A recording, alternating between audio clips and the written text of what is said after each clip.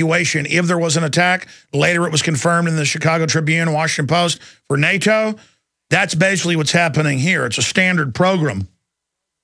And he'll just go by Lee. The article, again, is Media Whitewashes Olympic Security Scandal. The original article was, Whistleblower Reveals Plan to Evacuate London During Olympics. And Lee joins us now. I really appreciate you coming on today, Lee. You've got the floor. Tell us here today. Well, firstly, Alex, it's absolutely my pleasure being here. I first went into G4S because I was concerned about how they were training people, and I'd heard some stories. And of course, you can't just listen to what people say. You have to get in there and find out for yourself. So I did. So I went to a training centre. I signed myself up to be an Olympic security officer. I already had a security industry authority license from a previous investigation I'd already done. And by the end of the day, after a brief interview, and when I say brief interview, they basically said, "What's your name?" I told them. They said, "Here's 3 cups. Can you tell the difference between orange juice, water, and thin air?" There was nothing in the 3rd cup. I said, "Absolutely. That's orange juice, that's water, that's thin air." And they went, "Right, you're in." And a few weeks later, I was given my first training assignment, where I had to turn back up at the school again. And basically, they started showing me a PowerPoint presentation of what a security guard does for the Olympics. And I was assigned to work in a pedestrian screening area. Well, I am assigned to work in a pedestrian screening area, which is why I'm going by another name, obviously to hide my identity so I don't get kicked out. And so the security training is so inadequate for these people that they're dragging the job centres for everybody. So if you're long-term unemployed in London and you live in an Olympic borough, you have no choice but to go down to the Olympics. So most of these people don't even want to be there. They tried to deal drugs to me while I was in my classroom. Someone came up to me and actually said, "Do you want to buy some marijuana?" It was. He opened the package up, and there it was. And it had that. All right, let me just stop you for a minute here, Lee. Your phone's a little overdriven, a little muffled. Can you back off of it a little bit? Oh, sure. Yeah, absolutely. How's that? Yeah, back off a little more. Go ahead and start back over with the marijuana. What was happening there? Oh, well, I was approached in one of my classes and by a student, and he offered to sell me marijuana in the classroom. This is a student training to be an Olympic security officer.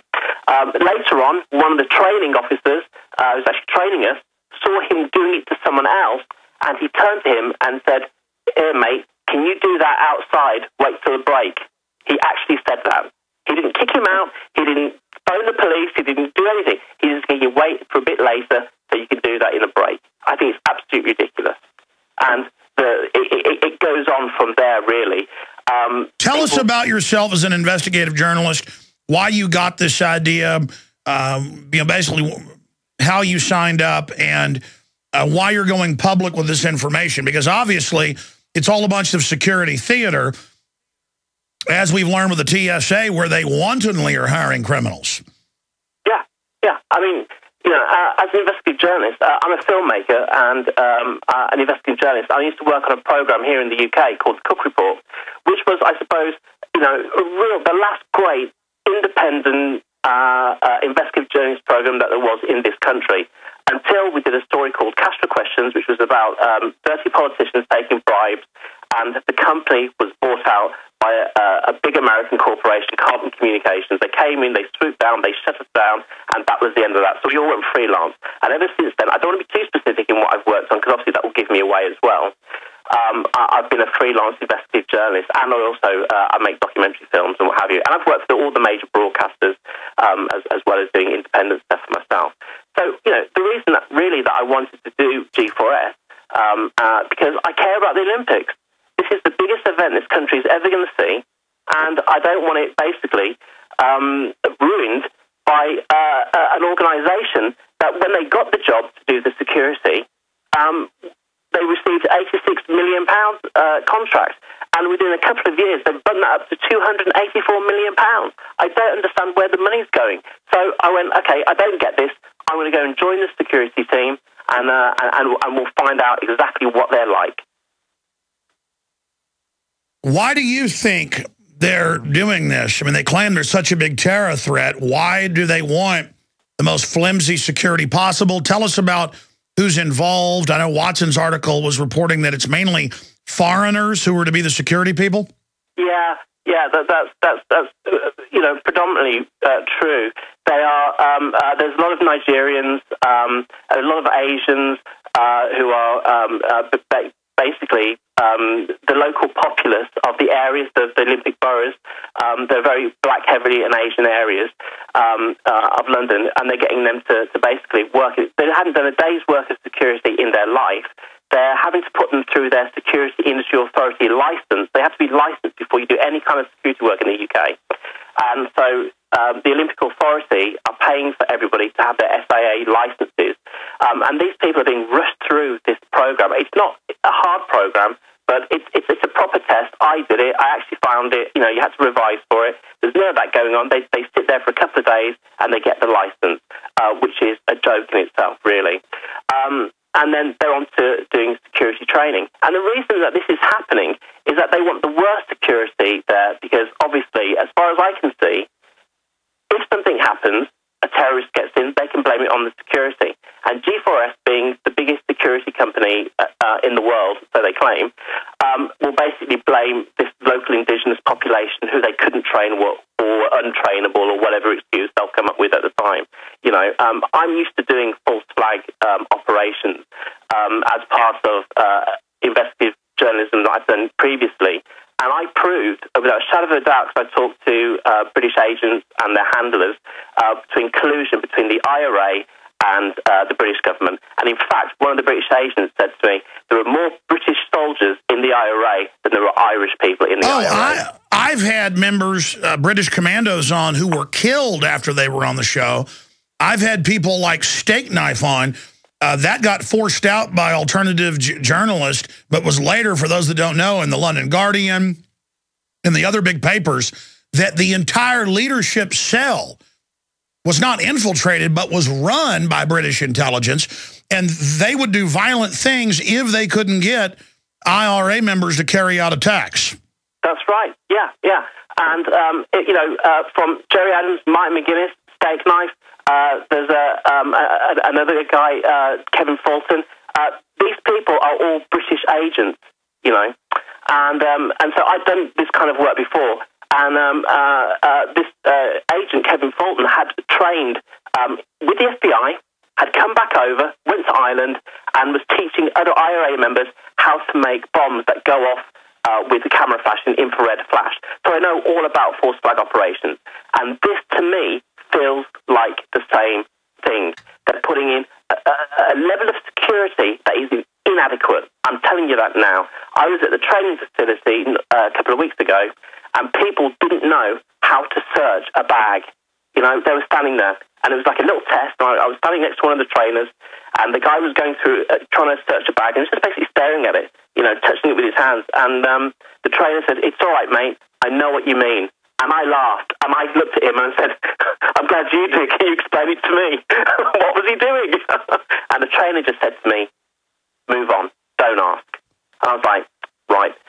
When I've asked questions about how the training's going, what sort of things we'll be doing, all I've been told is, be the robot.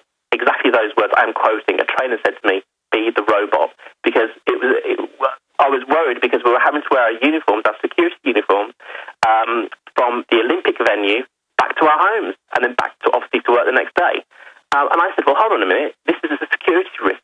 Policemen don't do that. Soldiers don't do that. Why are we expected to do that? I care about my family. I don't want them held hostage while I have to let someone through a gate or not search them properly, to get them into the stadium. That in itself is a security risk. And the guy just says to me, don't worry about it, mate. Just be the robot. This is crazy stuff that's going on down here at the moment. We've also got these troops that are coming into London. And in actual fact, they're helicoptering them in under the cover of night time. If you live in Greenwich or in southeast London near Woolwich Barracks, you will hear Chinook helicopters going backwards and forwards all night long, and that's them bussing in these troops. And a British Army major, who's a doctor there, told me that he's got to look after 100,000 troops as they come through Woolwich Barracks, and then they moved on to other barracks in and around London. And he said he's seeing a lot of Americans, and he's seeing a lot of Germans, and a lot of other nationalities. And I said, what are these UN troops? And he said, yeah, I think so. So let's be clear. You're an investigative journalist, been part of these TV shows, all of this. Tony Gosling says he can vouch for you. He's a great journalist as well. And you've covered false flag. That's on record that these events have gone on. And now you're saying you're seeing all the telltale signs of false flag being prepared and more.